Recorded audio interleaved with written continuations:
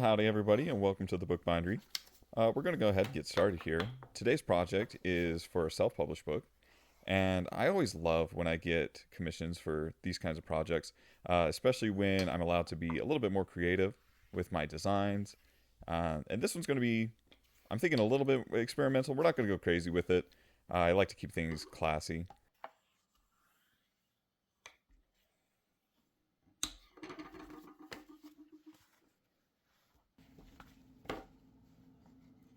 For now, we're just going to get these pages all folded up, set aside. I haven't decided yet what kind of binding I'm going to do, whether we're going to do a type back or sew onto cords.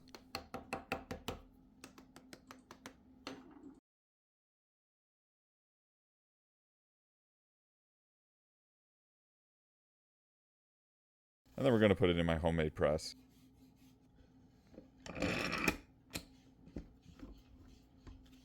Before we get too far here, I got to make some end pages, and that begins with marbling some paper. It's been a minute since I've marbled any paper, and my paint here is getting a little old. But that's okay. We're just going to make do the best I can with what I have. So we're not going to put a ton of paint in this tub. Instead, we're going to leave a lot of blank spaces, but that's just going to be filled up by the color of the paper itself. Now I've got this brand new tub for marbling. It's the first time I've used it. As you can see, it's nice and clean and white. But I don't have any combs that currently fit it. So these combs are a little small, but that's all right. We're just going to embrace some of the swirly nature here, especially with my fine tooth comb. You can see it pulls towards the center there. But that's all right. We're gonna embrace it. And I think it turned out great. Now that that marble paper has had a chance to dry, we're going to go ahead and start making the actual end pages themselves.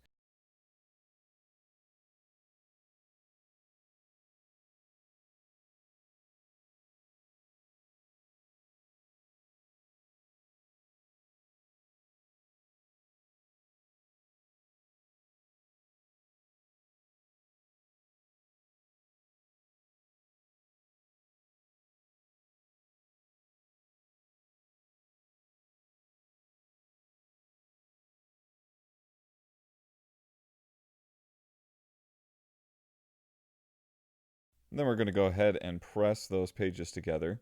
You'll see that the lighter cream colored page has been folded in half. I'll take my bone folder and crease along the edge there, and that's going to allow me to fold that page over on the back side. So that page that's been folded onto the back, it's just going to get glued down.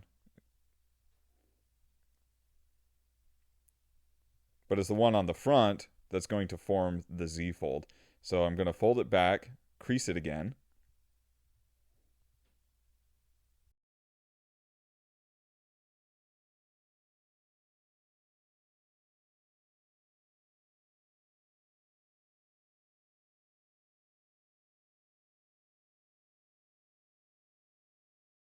So that's the magic. Without that extra flexibility, the book would be extremely tight. When I pull open the cover, if I didn't have that extra wiggle room, it wouldn't be able to open all the way. Moving on, we have the dimensions for the book written out right here. And the book's going to be a little bit smaller. I kind of like this aspect ratio. It's just a little bit more comfortable in the hand.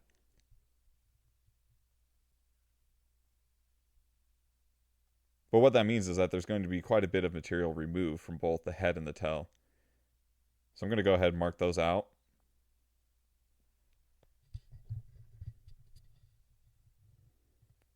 Then once I have it all marked out where the pages need to be punched, I'm going to make a punch guide.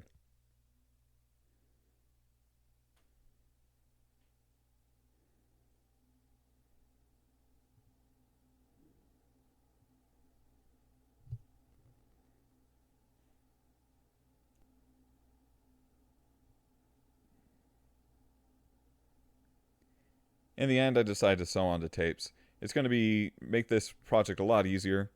It's something that I'm a little bit more comfortable with. I've done quite a few bindings in this similar style. Once we get our needle all set up, Last thing we got to do is wax our thread. And then begin the hour-long journey of sewing all these pages together.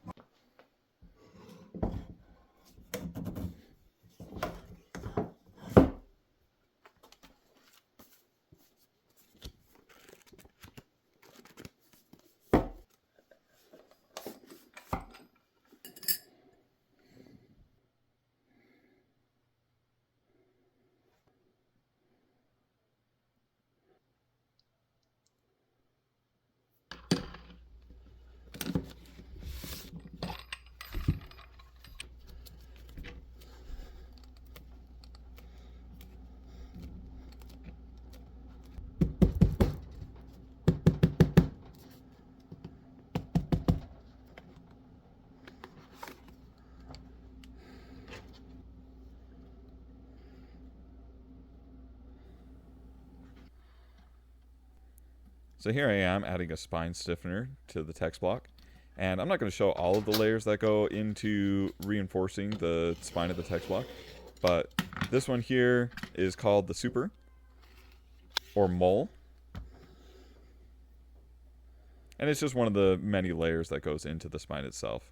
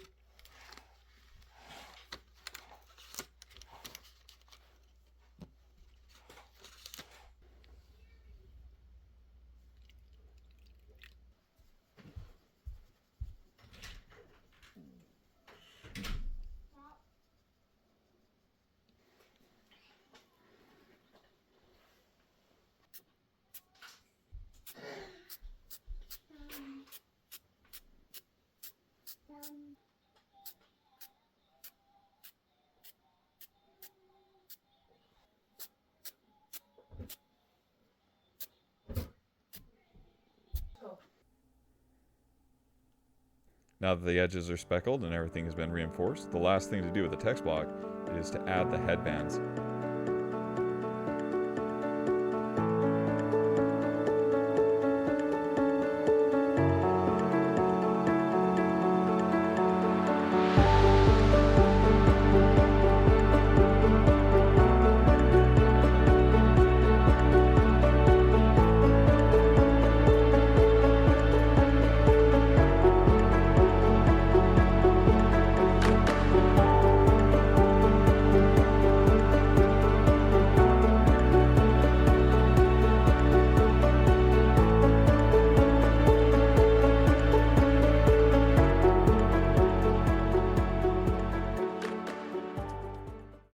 So now we finally get to start working on the case for this book. For that, I'm going to be using gray board. It's a nice light material, and it's relatively easy to work with.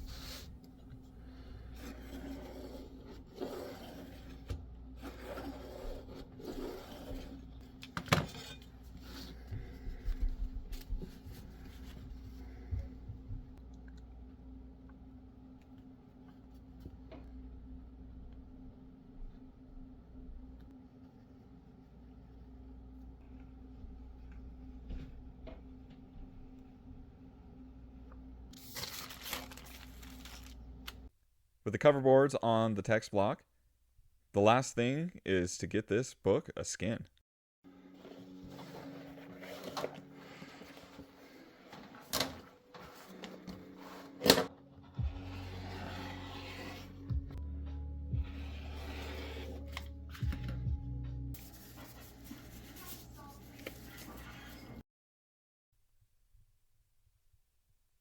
I'm really excited to try a different dyeing technique with this. I'm going to embrace the splotchy nature of a hand-dyed leather. So I'm grabbing some wool here and just daubing the leather.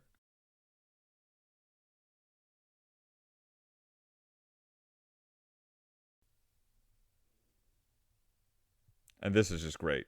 There's a lot of color and depth here that you can't really see on screen. But in person, you can see these layers of yellows and reds that don't really show up on camera.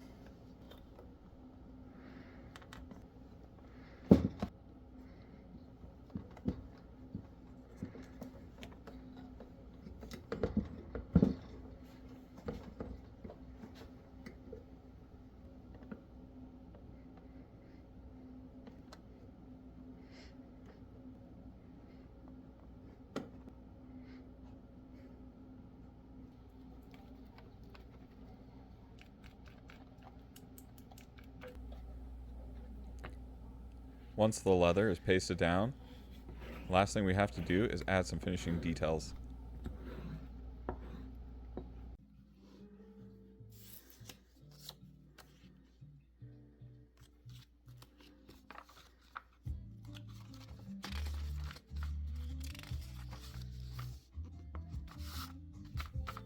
So I'm going to take that dragonfly and see if I can't find a good way to put it on the front.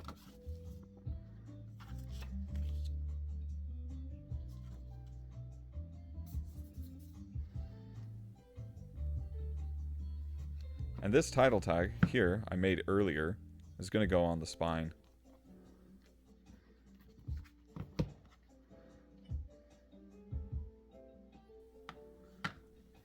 I don't have a lot of finishing tools, but I found these in my drawer, and we're going to see if I can find a good way to apply those.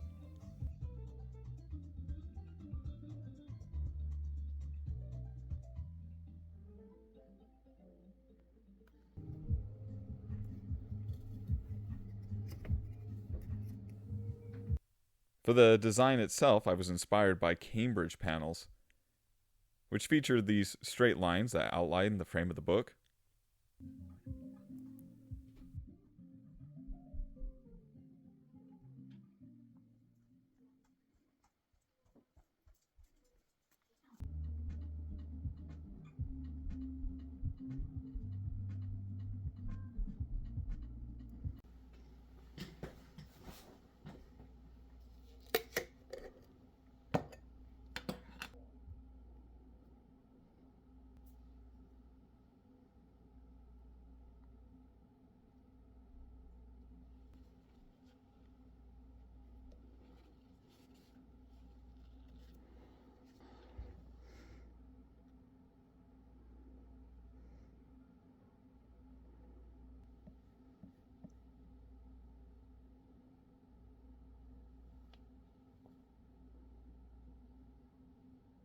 While I was trying to come up with some ideas for the final design of this book, I was inspired by a Cambridge panel project that I'd worked on earlier.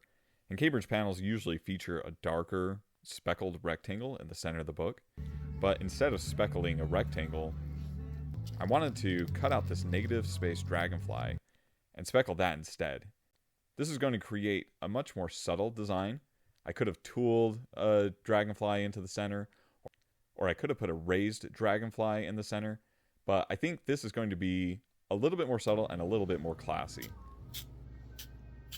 It's reminiscent of a classics book that you might find in an old library, but it still has a modern touch. I'm going to finish up with that square flower design that I found. And I think it adds a nice touch here in the corners. And then I'm going to apply it to the spine. And that'll finish the book.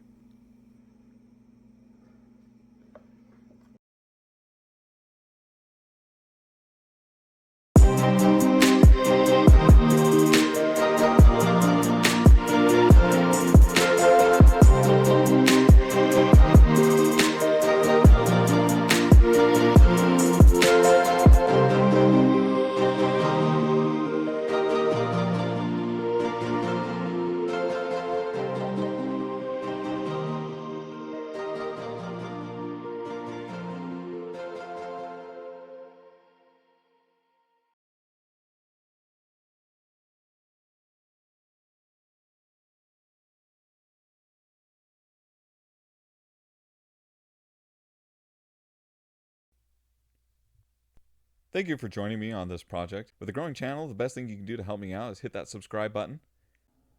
And if you know somebody who enjoys bookbinding, be sure to share this video with them.